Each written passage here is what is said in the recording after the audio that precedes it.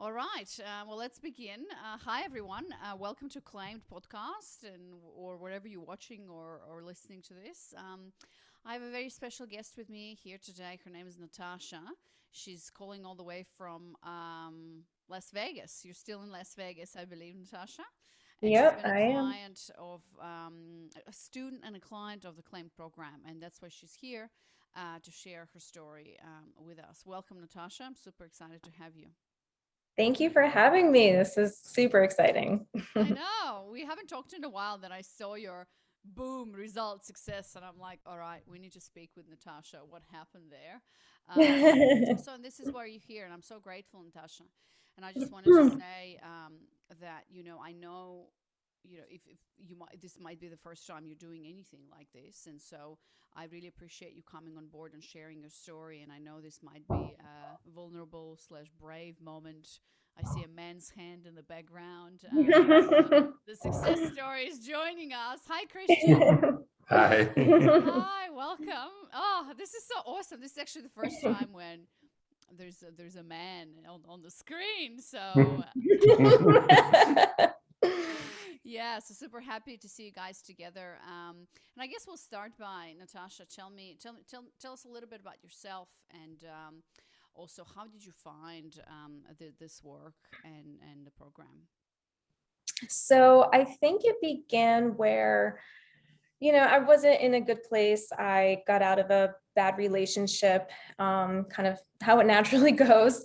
And I I took a lot of time for myself just to, I worked out, get, some stuck energy out. And I think I stumbled upon some sort of infographic on Pinterest about relationships, and something about polarity came up. And I said, this is super interesting. And I think I Googled more about feminism, the feminine spirit or something along those lines.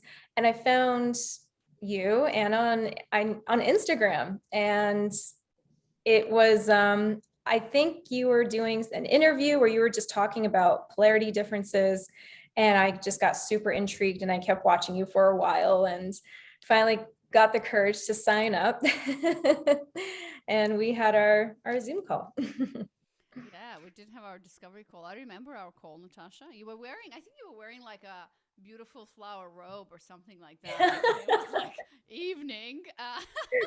Yeah, it was like midnight by me. Yep. Yeah. And so, yeah, tell me, so you're saying that, you've been struggling in your relationships with men and you were really looking for a solution. You found about polarity. And so, do you remember our call? So I'm just curious about, tell me what happened on that discovery call that we had. And then why did you end up saying yes and obviously signing up on the call?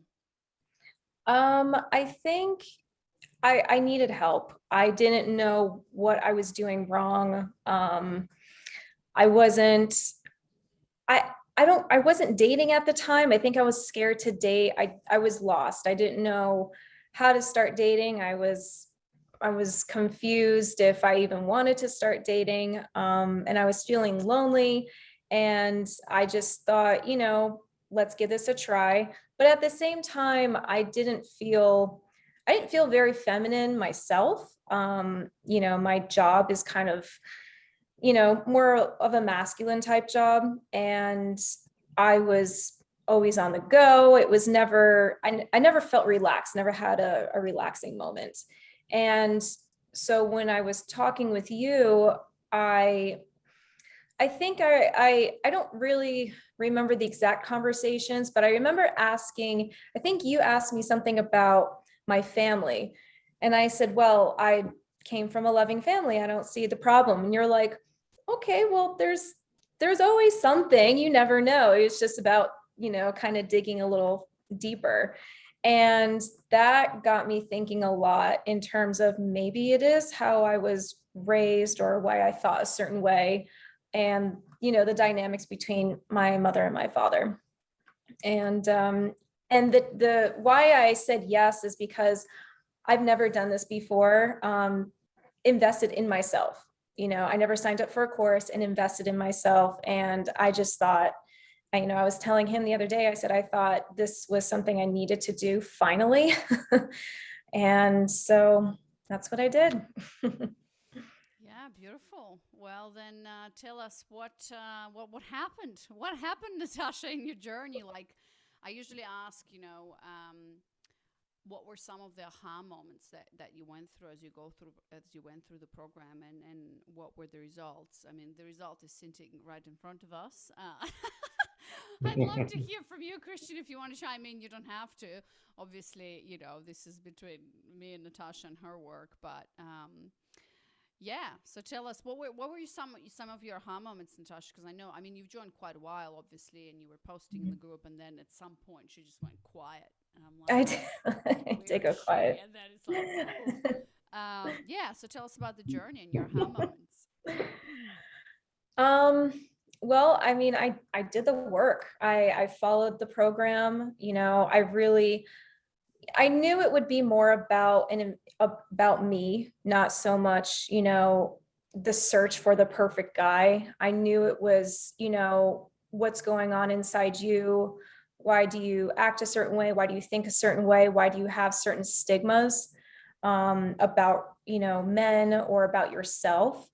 And what I loved about it was it went as far back as your family, how you were raised as a little girl, but it's all about our memories. So, what I thought of when I was younger, what I witnessed between both my parents, um, that was really eye-opening for me. And, a lot of things with both my parents that I never thought of before. And the word, masculine and feminine was now so much in my vocabulary with, my mom, I realized was as time went on, as she got older, became more masculine.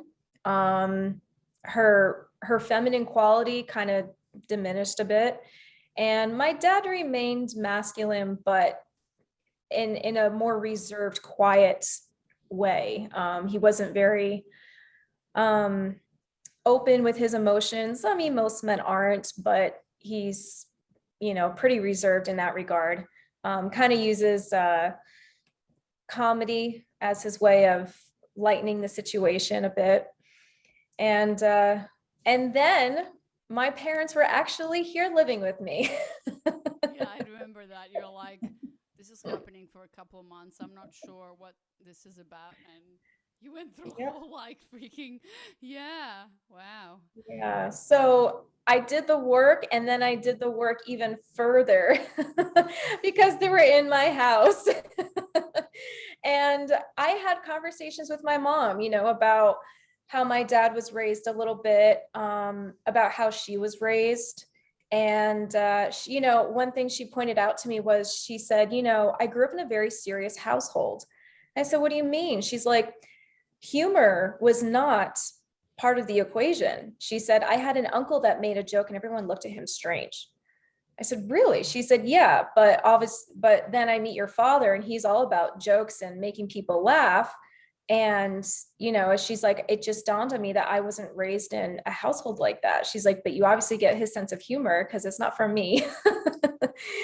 And, and there were times I had arguments with them, not in anything bad or anything like you deprived me when I was a child, but it just, me, it was, how do I say this? Like role models. I didn't look at my mom or my father as a role model. It was more of me trying to get away from them to figure out who would be my role model. And, that whole thing about women wanting to grow up and be that executive, top executive in New York City, that was me. That's what I wanted. But I had a mother that did that and wasn't happy and became more masculine. And that was just the whole dynamic of that was very eye-opening to me. And I didn't realize until your program how out of touch I was with my feminine.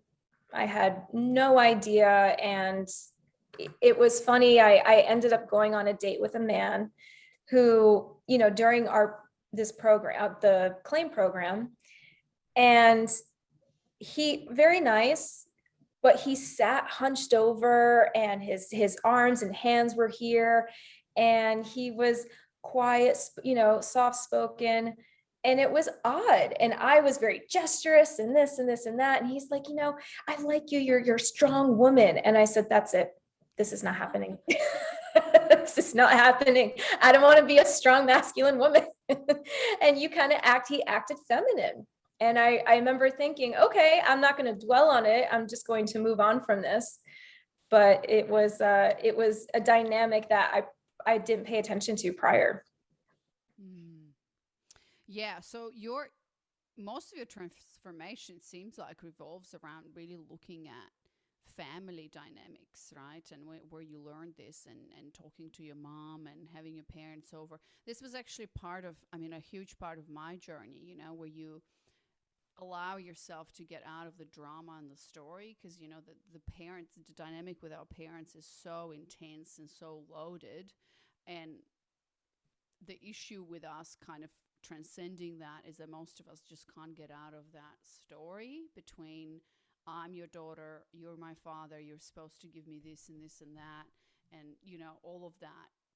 And so when I got out of my story, and I looked at my dad as a human, as a man with his own story, and realizing that, hey, he couldn't give me what I wanted as I was growing up, because he wasn't giving the love, the support. I mean, his story has been crazier than mine. So how could I expect that my mom passed away when I was really young, and we share a similar background, Natasha, in terms of culture.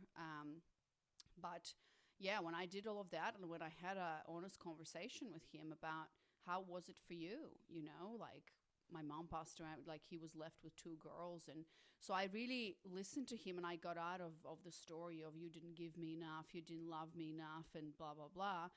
And so everything just kind of cleared up. And since then, we had it's not perfect, but he's in my life.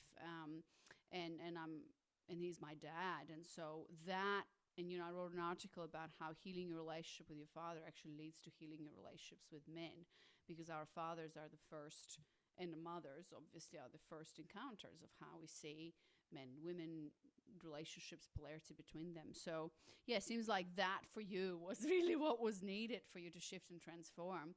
And so tell us about the result then. I guess this is where we get into the story of how you guys met.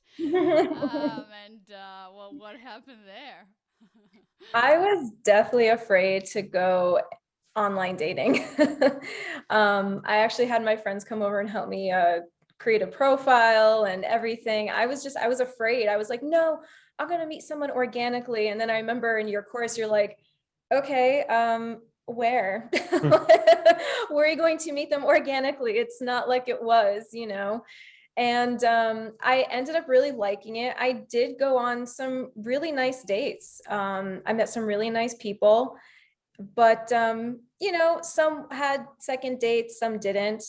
But I got on a different dating app. I started out with one, and I was like, oh, I'm going to transition to another one. And then I'm a huge foodie. And so I saw this. Christian is a chef. Yep, he's a chef, and I saw his profile, and of course I'm like, ooh. So the dating app that I was on, which was Hinge, I think, yeah, either person can reach out to. So he could have reached out to me, I could have reached out to him. I saw him first, so I reached out to him and I said hi. And of course he came back with some questions, and we were talking on the app for about a week.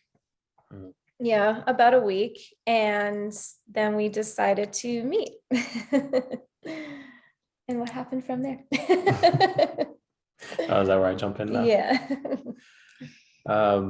So we were originally going to meet on what was like, I asked you like for Friday or Saturday, and you're like, oh, I don't want to come after work or something like that. Oh, something like that. But yeah, he actually canceled on me. He had a baseball game. He's like, well, you can come and watch me. And I'm like, no, I'm not watching you as a first date. No, I'm not doing that. I am taking my stance as a woman. No, we are not doing that. And he said, fair enough. Yeah, so I asked her if she wanted to go out on Monday. I think it was like Mhm. Monday or Tuesday, and I was gonna meet her after work. I asked her if she wanted to go to a brewery that I really liked.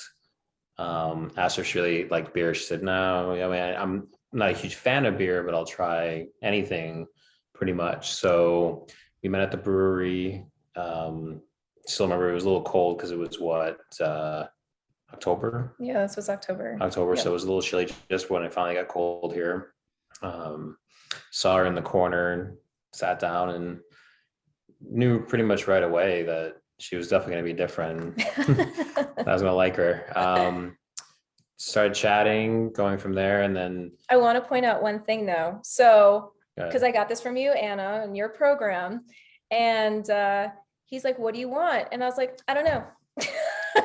that's right. He's like, "What kind of beers do you like?" I was like, "I don't know. Can you order for me?" So going as being a chef, I kind of asked her some questions of what kind of flavors does she like? Does she like sour? Does she like strong flavors? Does she like bitter? And kind of figured out from there. So I just got us 2 sampler flights of different beers, some that I knew well and some that were new that I wanted to try and wanted her to try, and kind of just the different flavors.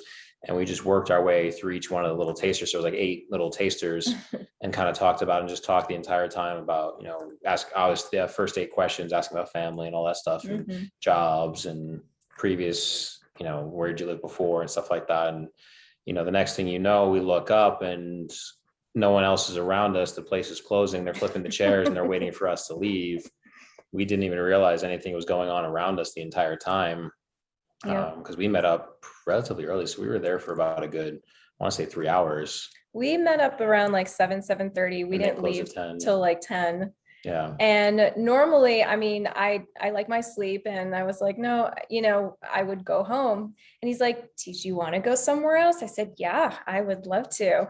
I did not. We went to another bar, and we went to a bar that had like a fireplace inside. It's very romantic. And gosh, I didn't get home till like 3 in the morning. Basically, we closed down 2 different places. Good move, Christian. We didn't want to. We just didn't want to stop talking or spending time with each other. We wanted to keep going, Yeah. but it's like, yeah, at some point, I have to work the next day. You have to work the next day. Like we should probably go home. So Best nights. yeah, It was a great In the night. morning, and you hang over, and you're coming in, and you're like, that was so worth it. Mhm. It was worth the lack of sleep. yeah, on cloud 9 the whole time. So Christian, And from there, I yeah. have a question for you. Yeah. In the whole, and I'm assuming that you guys obviously were continuing to date and all of that. Did you, Christian, know about any of this polarity stuff at all, or like, I mean, obviously Natasha's told you everything, which is actually against my advice. When I work with women, I'm like, he doesn't need to know, what we're doing here. But if he wants to, then obviously, So It was a while until I said anything about this. It was literally a couple of weeks ago. Yeah. Yeah, I literally If told that. him about this a couple of weeks ago. Okay. So I'm curious, Christian. I've interviewed so many men, and my journey into this was really, and part of the huge thing about this program is really helping women understand the male journey, and what men go through and what's their experience, because most women have no clue and they don't even want to go there, and so I've interviewed so many men about their dating life and their experiences with women. And so and it's not like we have to get into your story, but I'm curious, was there anything different with Natasha that you felt like was different from your experiences with other women? And maybe now you have a bit of understanding of that polarity thing. I'm just curious, because a lot of women listening to this would like to hear the other side. Like, what was about her that maybe was different and maybe still different? So just sharing that perspective. I'm just curious about that. Mostly just in a couple different ways, like just very open and honest. We've always been completely open and honest with one another. We tell each other everything, our feelings. Whether I need someone as like her as my rock or the opposite. He's more so my rock than anything. But You mentioned about possibly being more feminine in the past? Well, I mean, in the sense of like a journey aspect, yeah. I mean, as a guy, a lot of times, at least growing up, or at least in the beginning of your relationship, so you really figure yourself out, you're more usually in the feminine side a lot of the times. Because I mean, I grew up with two really strong women in my family, my mother and then my sister, who's 13 years older than me. So she was a third parent to me. So for me, they were really the role models. And that's actually, I learned a lot about respect for women and how I treat women through them. And I mean, in a sense, it also gave me more of a feminine side, which then had to then develop as I went along until I finally truly figured myself out. I mean, probably about a year or two ago to be like to truly come into my masculine, which I think what I was telling her the other day was, I think with her going through this course and then me going through the journeys that I've gone through and different things that happened in my life, this was honestly the perfect time for us to meet each other. Because if it wasn't, if we were our former selves, we probably, this relationship wouldn't have lasted. We end up being a perfect balance for each other between the feminine and the masculine, where it really is like a perfect harmony now. Overall though, I see she's really good at, like, I can tell with her job, she has to have that masculine at work. When she comes home though, she gets into her feminine. And, you know, I love seeing that aspect of her. And she really does, like, we rely on each other, but she relies on me to like pick up that masculine role a lot of times, because she wants to leave it at the door because she has to deal with it all day at work, you know, and it's true. And I don't blame her for that. I mean, we both have very demanding jobs, or at least I did. So it's just nice where she can kind of come home, just let her hair down and just, you know, be herself and relax. And I can definitely tell, I mean, I didn't know you obviously before, but I can tell that you're more comfortable within yourself now to just be able to come home and just be you, you know, and I love seeing that. So. Yeah, I think too, you know, because in your course, you talk a lot about, you know, the male journey a little bit. And I got to say that put a lot of things into perspective for me as well, because like he said, you know, in the past, like my mother, all about control. Let's control this, let's control that. So when I learned about that, and to say, look, sometimes a guy needs to make their own mistakes. They need to go through their own journey. You're not, everything's going to be perfect. You're not always going to be in control like that, you know, and you end up either pushing them away, or the polarity does change in that regard. And I saw that in my parents so much so. So when they're here, there were those arguments a lot of the time. My mom was ultra controlling. And I mentioned that to her, and she kind of went silent a few times when I when I brought that up.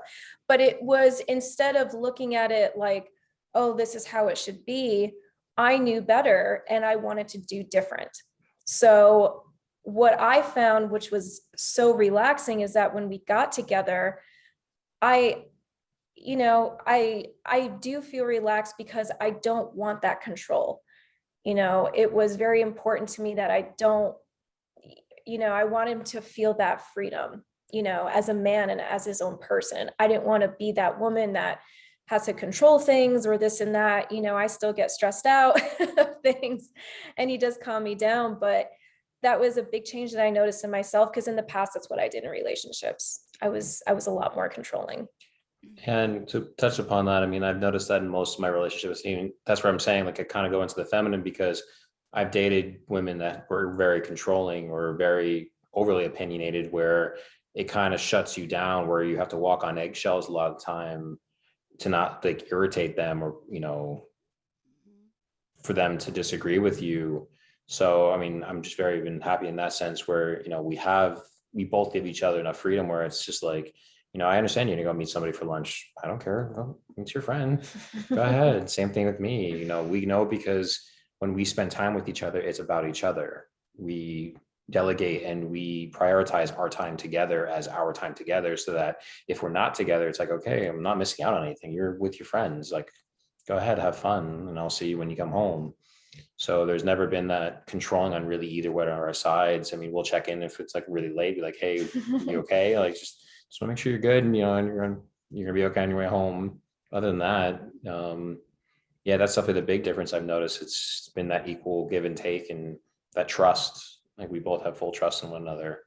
There's no games. It was, one thing I noticed about him was how open he was. And, you could tell by someone's demeanor, it was not here to, you know, just look for another girl and I'm gonna, now date other people, I mean, my mentality was, I was dating multiple people until I met him. And then I was like, I want to keep this one going. But there were times, and I even told him, I said, there were a few guys that I had to let go. I couldn't go on second or third dates, because I kind of chose him. So, And so yeah. was he actively pursuing and courting you within this whole thing, like setting up dates and you were just like trusting him to lead? Yes, like I said, I wanted to test the waters even on the first date. I wanted to see if he would be a leader, if he would make those suggestions or, because make those decisions. I was tired. I went on those dates where guys were like, whatever you want to do. And I was like, well, what would you like to do? And it was whatever's good, and it was just a back and forth. He would make a decision, he's like, I know about this restaurant, let's go here. Okay, you don't know what's good to drink or what's good to eat, let me see if I can help you out. He's still planning till this day, and I absolutely love it. Of course we'll go back and forth and stuff, but yeah, he was definitely pursuing me. Absolutely. Yeah, so even to this day, she's still like, I trust you, just pick something and I'll surprise her and we'll go somewhere for dinner or go somewhere for lunch or to do something and she'll let me take the lead on that. So I don't think I've proven her wrong so far. So she's been happy with all my decisions so far. Even when we went to California, took a 2-day trip together. We flew out there and I chose pretty much every food item the entire time. Like not like each dish, but I mean, I chose each restaurant to go to and we kind of just guided our way through LA. So, and that was the other thing too. We planned a trip together. He planned the whole thing. He planned the whole thing. I'm gonna, car rentals, gonna rent a car. Airbnb. This is what we're gonna So my stay. question here is, Christian, was this a Mhm. natural state for you to do that, or did you kind of, because every situation is different, and then you as a man, obviously with a woman, you kind of seeing where she's at. I mean, it's a constant dance of things. Were you taking charge and taking control because you saw that she's letting you do that? Was that natural for you? Did that feel good to you? Was it something that you really wanted to do? Like, how would you describe that?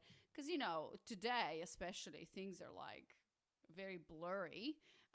So I'm just curious about what was really motivating you to take that, I guess, lead on courting her, planning? Was that because she was giving you those signals, or was that because you were always like that? So I'm just curious there. To kind of give like back reference, no, I wasn't always like that because, like I said, I've dated women that were very opinionated or had very certain tastes, or I would say like a suggestion, like, no, like let's do this instead. No, Natasha gave me the room to choose and the trust in me to do kind of whatever. So I was like, okay, then I was perfectly willing to take the lead in that opportunity and just to kind of show her around. And because especially when it comes to like food and stuff like that, I mean, I know the industry, so I know what to look for, and I know her taste pretty well enough now where I know how to guide the situations and what to get and new things to have her try. So it was in a relationship, this was kind of new to me. Like I said, I've also built my way up to this relationship where now that confidence is there, that masculinity is there for me to lead and feel comfortable. But she always gave me the leeway and the opportunity to choose and to lead. So knowing I had that trust from her made it a lot easier for me to then lead because I know I wasn't going to be second guessed or questions the entire way. It was like, let's just go for the ride and let's see how it goes. So yeah, And how she did that definitely made it a lot feel? easier. How did that feel for you? I mean, is this a natural state? Like, I'm just curious because it's a different experience for you as a man to be given that trust, and that opportunity, and you take it. I mean, do you like that? Are you fulfilled by that role, like playing that role? No, yeah, I'm definitely fulfilled by that. I mean, I've in like my personal life too, I've been building my way up through like management and leadership roles too. So being with her is just giving me the more confidence in just myself in general to sit there and make decisions, whether it's on the fly or a thought out decision. But it's definitely fulfilling, especially being with someone that trusts you so much to do and to choose things. It's very satisfying, very fulfilling. So I mean, it's good to have that equal trust and know that, you know, they're going to enjoy basically whatever you do because you're also just being with each other. Mm-hmm. And what about your friends, Christian? Like your guy friends? Mhm. Are they experiencing the same thing with? And I don't know whether they're single or in relationships or married. Like, because I'm always when I'm talking to guys, I'm like, what's going on that side? Because between women, we talk about different things, but have they? Do you feel like they experience that as well with women today, or it's a completely different story, or yeah, do they comment on your relationship and say you've got a good one who can, who can let you be you or whatever? I mean, yeah, I mean, with COVID, it's been hard to truly see a lot of our friends. I mean, we just saw Mm. one of her friends for the first time last night that she hasn't seen in a while. She met one of my pairs of friends about a month ago, 2 weeks ago, something like Mhm. that. And that was really the first interactions we've had with each other's friends. Um, when it comes to other people's relationships, it all depends on the stage of where they are in their life and their development too. Some still hadn't really found that masculinity or just that trust in someone where they're kind of in a one-sided relationship when it comes on that, where the female is still the masculine in that relationship. And I think my one pair of friends, it's sometimes an equal balance, but I mean it leans a little heavy on the one Oh, side. Yeah. yeah, Leans a little heavy on the one side because I could see she's a that. very dominant personality, but he also likes that too, so it doesn't really matter to him. But I've seen a lot of my other friends too, where their partner, she's just a complete submissive in a lot of aspects, where it becomes a little sometimes too much. Like you have to have that equal balance with one another, where Mm-hmm. she doesn't have to always be in the dominant or the masculine, but sometimes she can step into that role when a certain situations call for it. So you have to have that equal balance for that. If you're like 90-10, it's not really, I feel like it's not going to work. I mean, some guys might like that, but Mhm. it's better when you have that equal balance in yourself to know the situation and when it's needed. Um, but yeah, and I mean, like I said, it just all depends. I've seen a lot of people that are still just not purely secure in themselves, so they're going to keep dating for a while until they figure that out and figure out what their role is supposed to be in the relationship, and then from there, that then helps you find that person you're supposed to be with, because as long as they're in that right state too, it matches up. Mm-hmm. Like I said, if we weren't where we were when we met, we probably still wouldn't be together.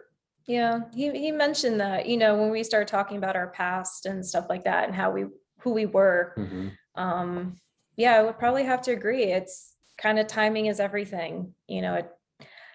I think everything just happened for a reason because, um, he had, you mind if I say that? So his father, passed away a couple years ago. 3 years ago. Yeah, 3 years ago. And that was a huge turning point, he said, for him, where he said at one point when he was in therapy with his sister and mom, he realized he kind of had to step in as the man, and kind of calm them down a little bit. Yeah, so I mean, I can kind of elaborate a little bit more. I mean, I have no problem talking about it.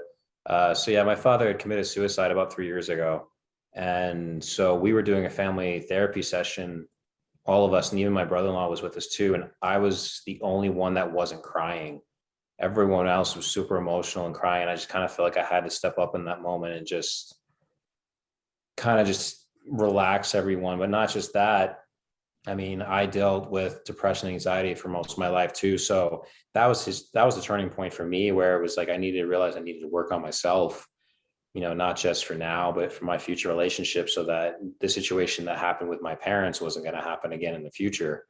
And not just that, but wanted to make sure that I was going to be here the rest of my life and not have to worry about that.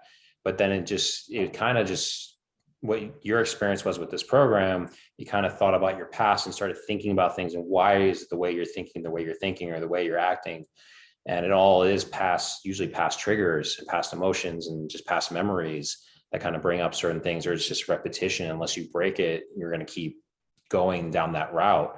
So that was definitely, yeah, that was absolutely the turning point for me. And then I kind of saw in relationships that I was in aspects of how, because my parents' relationships towards the end of the relationship kind of deteriorated, where they weren't spending as much time with each other, they weren't very physical with each other, or just simple touches or kisses. It was like very limited.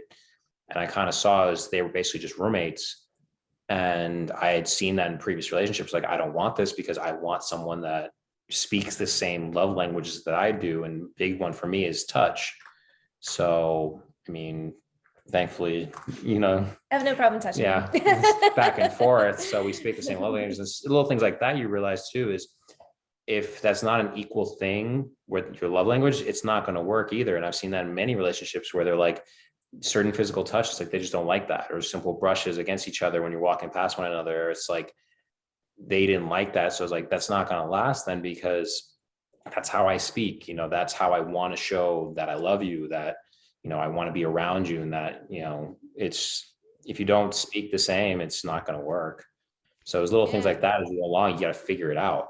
Yeah, so thanks for sharing that, Christian. I mean, I really appreciate you sharing that story. And, I always say that we always meet, and that's why you guys are saying that you've done your work separately and then you came together in relationship. And we always attract and meet our equal in terms of where they're at in their growth, in their journey. And it's with my man, it was the same thing. I did my whole thing, and then only later I found out he went to all these Tony Robbins events for years. She obviously he didn't show up and tell me all of this, but yeah, it's true. And so, one last question for you, Christian, and then I have one last question for Natasha, and then we're going to finish up. So, when you talk about masculinity, Christian, and your role in a relationship, I'm curious, how do you see that? Like, what is your role in the relationship in terms of that masculine role that you're playing, you want to play, and you are fulfilled by? What is that for you? I mean, I think for me, it's still kind of that old school way of thinking, I guess, is the provider and the protector. I mean, not in the sense where I always have to provide, say, like in a financial aspect. Like, I will always want both of us to be equal when it comes to the way we work. I mean, not 100% equal. I don't want you working the amount of hours that I work, but I mean, like, we share in our successes with one another. I mean, we're working together on doing our own company now. So like, that's something that, like, we're going to equally put in the same effort. But in the sense of like, if I need to make the decisions, I have no problem making the decisions, as we've seen, throughout the relationship, which I have no problem with being the leader in that sense, but always being the protector and just making sure that she feels safe and that she feels loved. And that's basically my biggest thing, is just making sure every single day that I remind her. And she actually just told me this the other day, which really meant a lot to me, that throughout this entire relationship, there was never a single day. That's why she has no problem with me. She's complete trust with me, where she has no problem if I go see friends or do this or do that, because she knows in the end, I always come home to her, that I love her and that I make her feel so loved every single day. So in that aspect, it's just going back, like I said, just being the provider and the protector in that way, and just providing, whether it's stability or the love on a daily basis. Mm. I think all the women listening are like, oh my God, I want to come to that. Can But this somebody is please send me him. a Christian? But I want to say, okay, I want to say for everybody listening, I mean, obviously you're a great man, Christian, but the thing is that women need to realize, and what we're talking about here should be very illuminative, if that's the word, enlightening to women. What needs to be understood out of this conversation is that Natasha wasn't some, woman who just was passing by and then Christian just fell on her shoulders. It doesn't happen like that. She invested in herself. Christian wasn't even there when we had the conversation. She worked on herself, she invested in herself, and she really went through this journey. The world is full of great men. I mean, I'm married to one, and when women are like, "Oh, you have such an amazing," I'm like, I worked for that. It was hard, it was painful. I went through a lot. So it's on both sides for sure. But if you're a woman who is attracting wrong men and you're like, oh, where's my Christian? Like, yeah, no, take radical responsibility for that, because all of that is possible for you. The world is full of great men who want to protect and provide. As Guy didn't even say those words, but Christian, I ask women on every discovery call, do you want a protector and a provider? And then we like, those words are really the words that women are like, oh, you know. So it's about that. Natasha has done the work, and it's possible for everyone. And I've seen it happen time and time again with this program, with this process. So it's not like Natasha was just lucky. I mean, yeah, probably she does feel lucky, and she is, but there's so much more to this than luck. You know, it's about like taking responsibility, deciding what you want, and really working with either us or somebody else. It doesn't really matter, but like all of that is possible for you if you give men the chance and the opportunity. If you change and reframe your belief system about men, then a man like Christian can come into your life and talk about you this way, and he wants to play that role. So Christian, thank you. This was really great to hear from a man's perspective. So let's finish up with Natasha. For all the women listening who are looking for a Christian, why would you recommend let's say booking a discovery call with us, with Claimed, and getting into the program? It's life-changing. It is absolutely life-changing. I don't even know where I would be or how I would respond to the male people out there, the male guys in my world. I would not know how to respond to them if I didn't take this. You know, I can only imagine I'd be more domineering, more controlling, just keep on that masculine stride, because my mother is still that way. And gosh, everywhere social media just supports this, women don't need no man, you know, and it's just, no, no, that's not true. And again, it depends, like you said, you know, do you identify with yourself as more masculine or more feminine? I want to be a woman, you know, I want to feel like a woman. And it's life-changing. It was eye-opening to see the dynamics between my family, especially when during our discovery call, I said, I don't see a problem with my family. I came from a very loving family. And you're just like, maybe. And I know they love me. And that was the other thing too, was, you know, I knew that, like you said, they respond to how they were probably raised. How were they raised? My mom is the way she is because of how she was brought up and her family dynamics. Same thing with my father. I didn't realize that my dad really had his fondest memories are not of his parents, but of his grandparents. Had no idea. Kind of makes sense with a lot of things. And my mom fended for herself since she was 19.